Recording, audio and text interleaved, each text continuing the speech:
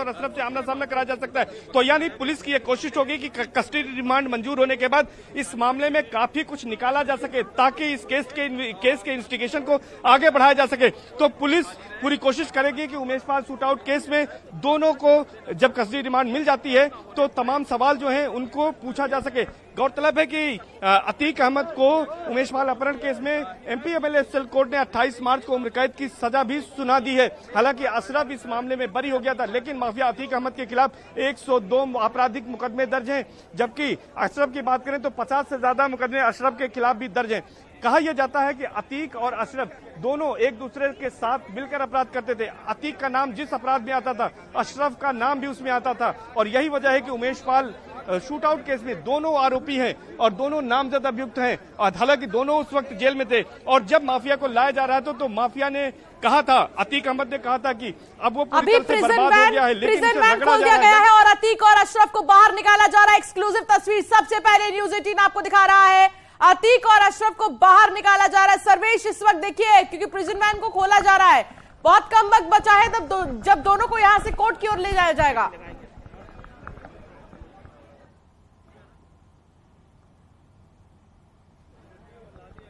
सर्वेश,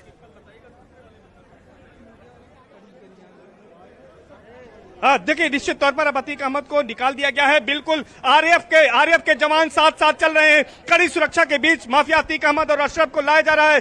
बस कुछ ही क्षणों में इसी पैसेज से साफ तौर पर दर्शक देख रहे हैं कि किस तरह से अतीक अहमद को अशरफ को लाया जा रहा है। कड़ी सुरक्षा के बीच अब ये कॉरिडोर जो सेफ पैसेज बनाया गया था उसको खाली कराया जा रहा है। तमाम लोग जो इस गलियारे में हैं उनको हटाया जा रहा है, और यहाँ पर अब अतीक अहमद को अशरफ को लाया जा रहा है। और ये सेफ पैसेज बनाया है आरएएफ ने यहाँ पर सेफ पैसेज बनाया है, और इसके साथ ही साथ यहाँ पर जो सेफ पैसेज बनाया गया, इसी पैसेज से माफिया अतीक अहमद को और अशरफ को यहाँ से ले जाया जाएगा। और अब देखिए कि किस तरह से तैयारी यहाँ पर की गई है। यहाँ पर किस तरह से तैयारी की गई है, यहाँ पर तैयारी की गई है। पुलिस फोर्स एक बार यहाँ पर रिहर्सल कर रही है। आरएएफ के लोग यहाँ पर हैं, आरएएफ के जवान यहाँ पर तैनात कर दिए गए ताकि किसी तरह से कोई दिक्कत ना हो। तो आप साफ तौर पर देखिए कि यहाँ पर पूरी तैयारी हो गई है, और खुद एडीसीपी क्राइम यहाँ पर मौजूद है, और इसके साथ साथ तमाम एसीपीज हैं, और कड़ी सुरक्षा के बीच ये अशरफ को देखिए अशरफ यहाँ सामने आ रहा है। अब अशरफ को आप देखिए, सबसे पहले अशरफ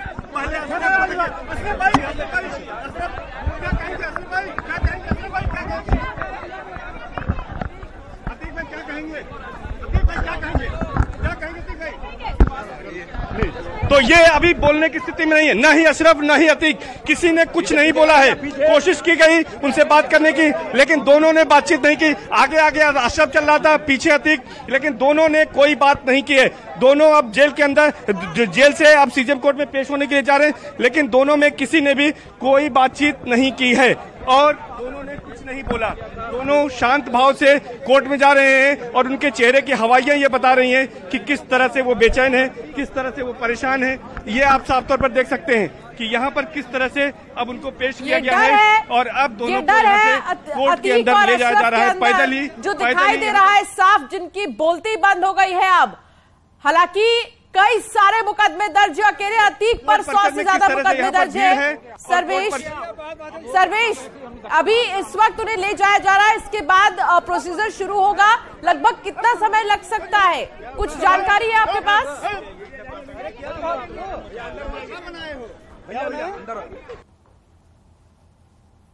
सर्वेश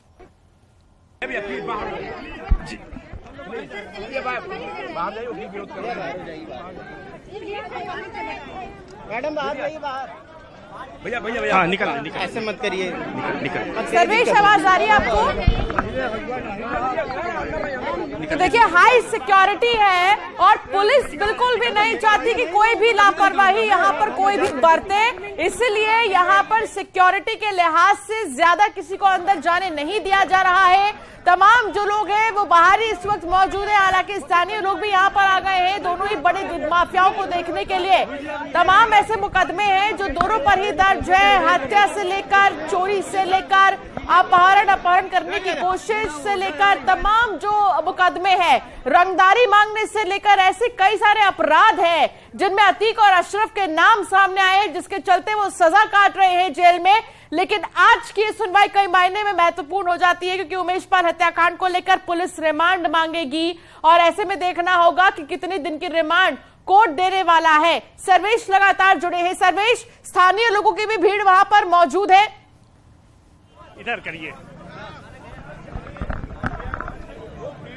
देखिए, निश्चित तौर पर इस समय गहमा-गहमी का माहौल है। अतीक अहमद को अब अंदर सीजेएम कोर्ट में पेश कर दिया गया है और बाहर गेट को बंद कर दिया गया है। सभी मीडिया पर्संस को बाहर रोका गया है और अंदर अब कोर्ट के अंदर माफिया अतीक अहमद और अशरफ को भेजा गया है। दोनों फिलहाल कटघरे में वहां पर खड़े कर दिए गए हैं और अब कुछ ही देर में मामले की सुनवाई शुरू हो सकती है। तो साफ तौर पर आप ये कह सकते हैं कि थोड़ी देर में मामले की सुनवाई शुरू होगी, लेकिन मीडिया को बाहर फिलहाल कर दिया गया है और कोर्ट के अंदर तमाम वकील मौजूद हैं, तमाम दूसरे केसों से जुड़े वादकारी मौजूद हैं, लेकिन सीजेएम कोर्ट में पेशी है और कुछ ही देर में इस मामले की सुनवाई शुरू हो सकती है, जिसके बाद 14 दिन की जो है वो पुलिस कस्टडी रिमांड मांगेगी, बताया जा रहा है।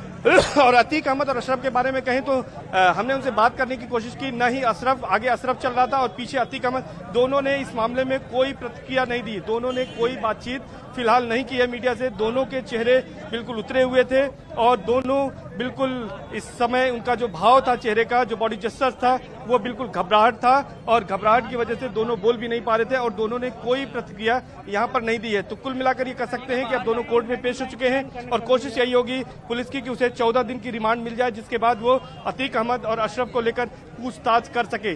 तो ये माना जा रहा है कि एक लंबी सवालों की छड़ी है जो अब बौछार है वो दोनों पर की जाएगी और एक बड़ा जो है एक तरह से सवाल जो है वो तैयार भी किया है पुलिस ने और उन तमाम सवालों का उमेश शूटआउट केस से जुड़े हुए जो सवाल हैं उन तमाम सवालों के जवाब तलाशने की कोशिश पुलिस अब करेगी। जी बिल्कुल सर्वेश, आप ठीक कह रहे हैं कि कई सारे ऐसे सवाल हैं जिनके जवाब अभी मिलने बाकी है। हमारे साथ अमित गंजू भी लगातार जुड़े हैं। अमित, अभी देखिए गहमा गहमी मची हुई है इस वक्त वहां पर, क्योंकि अशरफ और अतीक को कोर्ट ले जाया गया है। अब कोर्ट परिसर के अंदर उन्होंने दाखिल ही किया है, अब धीरे धीरे हियरिंग स्टार्ट होगी, इसके बाद कई सवाल किए जाएंगे। हालांकि पुलिस ये मांगेगी कि इनकी रिमांड मिले और कोशिश यही होगी कि ज्यादा दिन मिले, लेकिन मैक्सिमम कहा जाता है कि 14 दिन की ही मिलती है। इस वक्त क्या स्थानीय लोगों का भी जमावड़ा वहां पर देखने को मिल रहा है?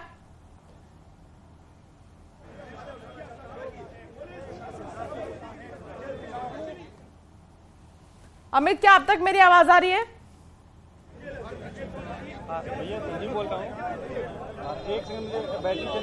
तो अमित तक आवाज नहीं पहुंच पा रही है, संपर्क साधने की कोशिश करेंगे। सर्वेश हमारे साथ लगातार जुड़े हैं। सर्वेश, देखिए हमने देखा तस्वीरों में कि आखिर कैसे अतीक और अशरफ जो है दोनों ही डरे हुए हैं। हालांकि मेडिकल टेस्ट जब किया गया तो एक का बीपी हाई और एक का बीपी लो आया है। ये उनके बेहिसाब अपराध है जिनका हिसाब आज कोर्ट में होने वाला है।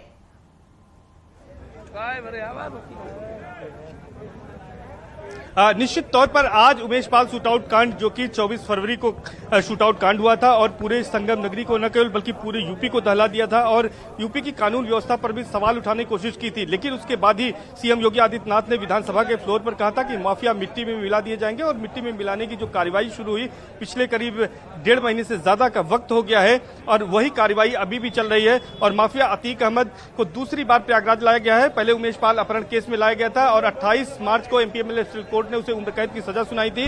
हालांकि उस वक्त अशरफ बरी हो गया था, लेकिन अब उमेश पाल शूटआउट केस में जिसमें 2 सरकारी गनर भी मारे गए थे, उस मामले में अतीक अहमद और अशरफ की मुश्किलें बढ़नी तय हैं, क्योंकि पुलिस आज 14 दिन की कस्टडी रिमांड मांगेगी और ये कस्टडी रिमांड उम्मीद है कि मंजूर हो जाएगी और कस्टडी रिमांड मंजूर होने के बाद दोनों को लेकर पुलिस पूछताछ करेगी, दोनों से अलग अलग भी पूछताछ करेगी और इसके साथ साथ दोनों का आमना सामना कराया जा सकता है। खास तौर पर जो सवाल पूछे जाएंगे इस साजिश को लेकर, तमाम आईफोन जो मिले थे, जो अतीक अहमद के चकिया स्थित आवास से जो पैसे मिले थे, रिकवर हुए थे, तमाम जो 5-5 लाख के इनामी शूटर्स हैं, जिनमें बमबाज गुड्डू मुस्लिम है, मोहम्मद गुलाम है, साबिर है, अरमान बिहारी है, इसके साथ साथ खुद अतीक अहमद का तीसरा बेटा असद है, तो इन सब के सवाल पूछे जाएंगे। इसके साथ साथ अतीक अहमद की जो पत्नी है शाइस्ता परवीन, जो कि फरार है, उनके बारे में भी पुलिस पूछताछ करेगी, क्योंकि शाइस्ता फरार है और उस पर 50,000 का इनाम घोषित है। तो ऐसे तमाम सवाल हैं। इसके अलावा बहनोई डॉक्टर अखलाक अहमद, ठीक है, मैं वापस से आपके पास आऊंगी। सर्वेश, मैं आपके पास वापस से आऊंगी, लेकिन एक बार तस्वीर दर्शकों को मैं दिखा दूं कि किस तरीके से अतीक और अशरफ को एक ही प्रिजन वैन में रखकर सबसे पहले न्यूज 18 यूपी यूके की टीवी स्क्रीन पर आपने देखा और हमने आपको बताया कि जबकि एक ही प्रिजन वैन में अशरफ और अतीक को रखकर लाया गया है, जिन्हें कोर्ट परिसर में ले जाया गया। अभी थोड़ी ही देर में अब इनकी पेशी होगी, क्योंकि कोर्ट में ये दाखिल कर चुके हैं, कोर्ट में एंट्री कर चुके हैं। थोड़ी ही देर में अब हियरिंग स्टार्ट होगी पूरे मामले की। लेकिन सबसे बड़ी बात यह है कि 24 फरवरी का वो दिन जब भरी रोड में और बीच रोड में उमेश पाल को छलनी कर दिया गया था और राजू पाल से ये पूरा मामला शुरू हुआ, जहां राजू पाल हत्याकांड में मुख्य गवाह उमेश पाल थे, लेकिन उन्हें भी मार दिया गया, उनकी भी हत्या कर दी गई। जिनमें की जो बड़े शूटर्स हैं, जो मुख्य शूटर्स हैं, वो अभी भी फरार है, जिन पर 5 लाख का इनाम घोषित है। इसमें अतीक की पत्नी जिस पर आरोप है इन तमाम शूटरों की मदद करने का, अब वो भी फरार है, जिस पर इनाम घोषित है। इसके अलावा कई नाम और सामने आ रहे हैं। इसके साथ ही जितने भी पुराने भवन हैं अतीक के, उनमें से जो रजिस्टर मिले हैं, जो मोबाइल फोन मिले हैं, वो ये बताते हैं कि इन्वॉल्वमेंट जेल से ही अतीक और अशरफ का रहा है इस पूरे मामले में, जिसमें कि अतीक और शाइस्ता की बातचीत भी कई बार हुई है और इसमें अतीक तक इस बात को पहुंचाया गया है कि अब उमेश पाल नहीं रहा। इन सब के बीच अब ये देखना होगा कि आज क्या कुछ कोर्ट की तरफ से कहा जाता है, क्योंकि अतीक और अशरफ ये नहीं चाहते कि यूपी पुलिस को रिमांड मिले एक तरफ, तो दूसरी तरफ यूपी पुलिस ये चाहती है कि रिमांड मिले और इस पूरे हत्या की गुत्थी को सुलझाया जाए कि आखिर कैसे ये पूरा जो मामला है वो रचा गया, ये पूरी साजिश कैसी रची गई। सर्वेश लगातार क्योंकि हमारे साथ जुड़े हैं। सर्वेश, देखिए, इस पूरे मामले में एक बात समझने की जरूरत है कि आखिर इस पूरे हत्या की साजिश रची कहां गई थी। अगर अतीक भी इस पूरे मामले में कांटेक्ट में था, अशरफ भी इस पूरे मामले में कांटेक्ट में था, तो क्या एक एक चीजें पूछकर इसमें रची गई हैं इन्हीं लोगों से, बड़े मियां छोटे मियां से? और ये ऐसा हम इसीलिए कह रहे हैं क्योंकि इनकी आईडी ही इसी नाम से रखी गई थी, आईफोन की।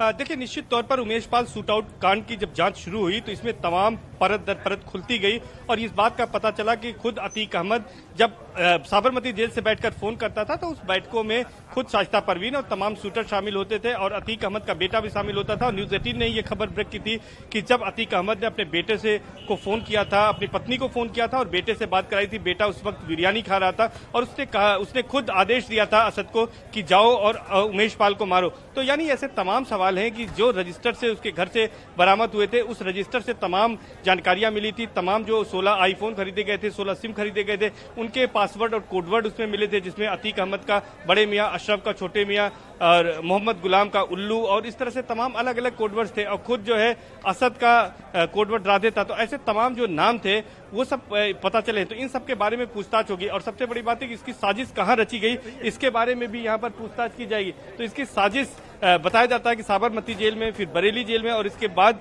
खुद इलाहाबाद सेंट्रल यूनिवर्सिटी के मुस्लिम हॉस्टल में रहने वाले सदाकत खान के कमरे में भी इसकी साजिश रची गई।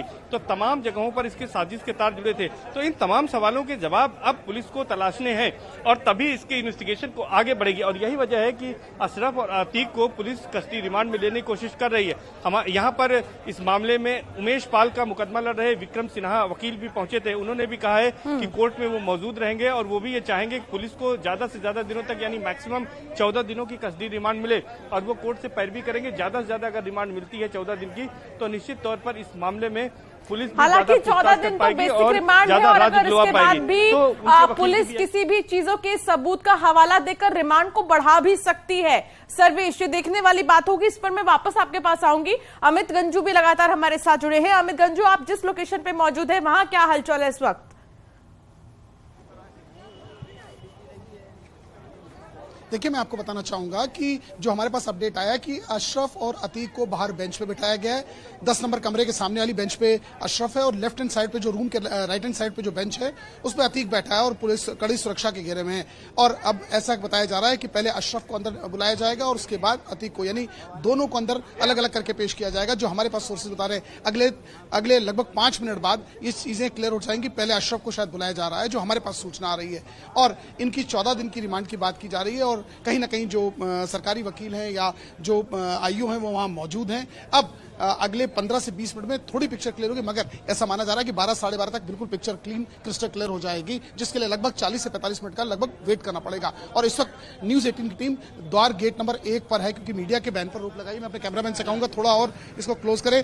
यहां सिर्फ वही अधिवक्ता आज जा रहे हैं जिनकी आज तारीख है या जिनकी आज डेट है। आउटसाइडर्स किसी को भी अलाउड नहीं किया गया, सिर्फ वही अधिवक्ता अंदर जा रहे हैं जिनको आज डेट्स मिली। और उसके बाद पूरे अब जहां तक कैमरे की नजर जा रही है पुलिस और पुलिस के ऑफिसर्स डिप्लॉय कर दिए गए, क्योंकि यहां के बाद ऑब्स्ट्रैक्ट है कि आगे टीम नहीं जाएगी। लेकिन मैं अपने कैमरामैन से कहूंगा आप हलचल दिखा सकते हैं कि कचहरी के अंदर वकीलों की गहमा गहमी देख सकते हैं। ये फर्स्ट फ्लोर की बात की जा रही है, जहां हमारे कैमरा दिख रहा है उससे लेफ्ट हैंड साइड पे आगे 10 नंबर कमरा है, जिस 10 नंबर कमरे में वो सुनवाई हो रही है। यानी कहीं ना कहीं कई ऐसे अधिवक्ता हैं जिनकी भी क्यूरियोसिटी देखने की कि आज इस में इनकी क्या रिमांड मिलती है कि नहीं, पुलिस कस्टडी मिलती है, ऐसे तमाम चीजें हैं। और कई वो अधिवक्ता हैं जिनकी डेट्स भी, मगर कचहरी परिसर में अच्छी खासी अधिवक्ताओं की भीड़ देखी जा सकती है। जी, यानी कि बिल्कुल भी किसी भी एक्स्ट्रा वकील को वहां पर रहने की इजाजत अभी नहीं है। सुरक्षा के मद्देनजर ये फैसला लिया जा रहा है। सर्वेश भी क्योंकि लगातार हमारे साथ जुड़े हैं। सर्वेश, जैसा कि हम अभी डिस्कस कर रहे थे रिमांड को लेकर कि अभी अगर देखा जाए, अगर कोर्ट अगर रिमांड देता है तो 14 दिन का देगा ज्यादा से ज्यादा। अगर इस रिमांड को बढ़ाना होगा तो पुलिस को पहले कुछ सबूत देने होंगे कोर्ट के सामने कि अब तक इतनी जांच हो गई है और ये चीजें मिली हैं, हमें इनके आधार पर और भी दिन चाहिए। तो ऐसे में भी रिमांड के बढ़ने की खबर है क्या यही प्रोसेस होता है अगर रिमांड को बढ़ाना है? देखिए, निश्चित तौर पर देखिए ये कानूनी मामला है कि अगर रिमांड को बढ़ाना है, लेकिन फिलहाल जो पहली बार में 14 दिन की मैक्सिमम रिमांड मिल सकती है और वही पुलिस मांगेगी। और लगता है कि 14 दिन की रिमांड मिलने के बाद इसमें पुलिस पूछताछ करेगी और तमाम तथ्यों को खंगाल लेगी। उसके बाद उसे फिर से न्यायिक अभिरक्षा में भेजना होगा। लेकिन उसके बाद पुलिस अगर चाहती है और कुछ ऐसे तथ्य कोर्ट में पेश करती है कोर्ट के समक्ष, तब उसे और भी दिनों की रिमांड मिल सकती है। लेकिन ये कोर्ट पर निर्भर करेगा कि आखिर किस तरह से पुलिस इस मामले में किस तरह से इस मामले में कोर्ट जो है वो किस तरह से दलील जो है पुलिस देती है, कोर्ट में क्या साक्ष्य पेश करती है और अपनी जो प्रोग्रेस रिपोर्ट है वो क्या पेश करती है। उसके बाद इस मामले में कुछ भी हो सकता है। लेकिन फिलहाल इस मामले में अभी तक का जो है कि पुलिस 14 दिन की कस्टडी रिमांड मांगेगी और उमेश पाल शूटआउट केस में पूछताछ की कोशिश करेगी। सबसे बड़ी बात यही है अभी फिलहाल। लेकिन अभी तक कोर्ट में दोनों पहुंच गए हैं और जो हमारे सूत्रों से जानकारी आ रही है कि दोनों फिलहाल कटघरे में खड़े किए गए हैं वहां पर, और कोर्ट के अंदर ही अतीक अहमद और अशरफ मौजूद हैं। जी ठीक है सर्वेश। अमित गंजू भी क्योंकि हमारे साथ लगातार जुड़े हैं। अमित, अमूमन वो सवाल क्या होते हैं अगर पुलिस को रिमांड मिल जाती है आज, तो दोनों से वो कौन से ऐसे मुख्य सवाल होंगे जो किए जाएंगे?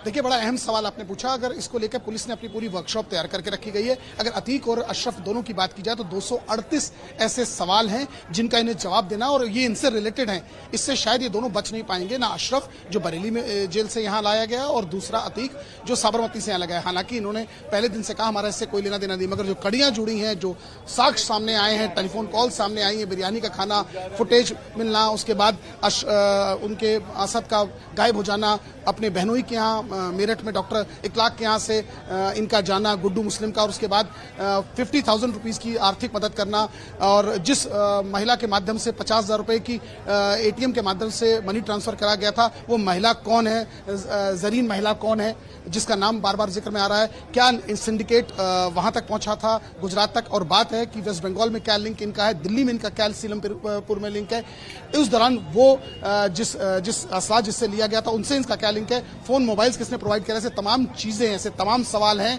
जिनसे पर्दा उठना अभी बाकी। जैसे कि मैंने बताया, जो हमारे सोर्स से बताया 238 सवालों का इन्हें जवाब देना है, जिसके लिए कम से कम 14 दिन का। और एक जो अहम चीज हमारे पास जानकारी हमारे सोर्सेज के माध्यम में कि 6 स्पॉट्स चिन्हित किए गए, दोनों को एक स्थान पर नहीं रख के पूछताछ की जाएगी।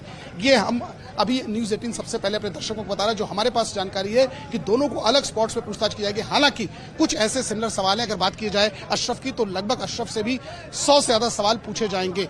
और इनका इसमें क्या, क्योंकि अभी तक इन लोगों का आमना सामना पुलिस के सामने अभी शायद। ठीक है अमित, सवाल ये है अमित कि ऐसा अनुभव हमेशा कई बार रहा होगा आपका, और ऐसे केसेस आपने भी ग्राउंड से बहुत कवर किए हैं, लेकिन जब ये पूछताछ होती है, जब पुलिस सवाल करती है, तो अपराधी गुमराह करने की कोशिश भी करते हैं पुलिस को, तो किस तरह के अमूमन बहाने बनाते हैं ये? देखिए, बहाने कुछ भी बना सकते हैं। बहाने पे कोई रोक नहीं है, मगर जिस प्रकार से आईओ ने, पुलिस ने अपनी वर्कशॉप तैयार की है, हालांकि इस मामले को 43 दिन से ज्यादा का समय हो चुका है, मगर उस 43 दिन में जहां एक और ताबड़तोड़ कार्रवाई हुई, एक एनकाउंटर में कुछ एनकाउंटर्स भी हुए, लोगों को गिरफ्तार भी किया गया, पूछताछ भी चली, ऐसे तमाम चले, मगर इन सबके बीच सबसे बड़ी बहानेबाजी अब इसलिए नहीं चल सकती क्योंकि कई ऐसे पुख्ता हैं, सर्विलांस के माध्यम से कई ऐसी चीजें हैं, कई ऐसे कॉल डिटेल्स हैं, कैसे कॉल के ट्रांजैक्शन हैं जो इन लोगों के बीच हुए, उससे ये लोग शायद डिनाई नहीं कर सकते हैं। हाँ, इस बार जो